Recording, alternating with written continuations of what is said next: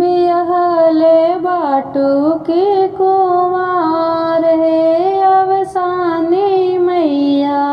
बियहले बाटू के कुंवार है अवसानी मैया।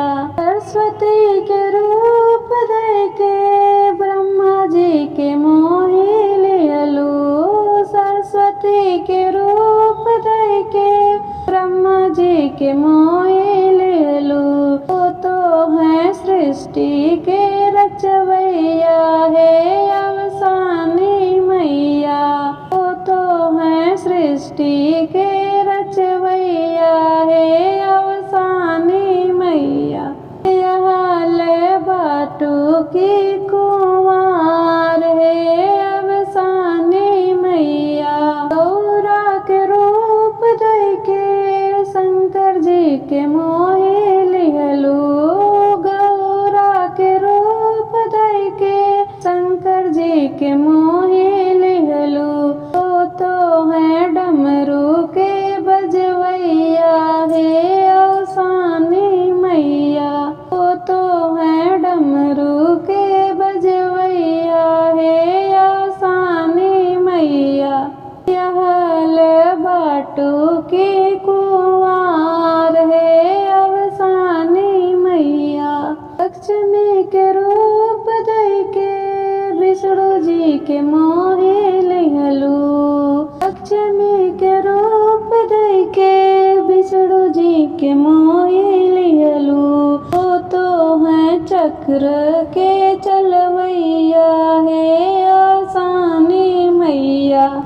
तो है चक्र के चलवैया है अवसानी मैया।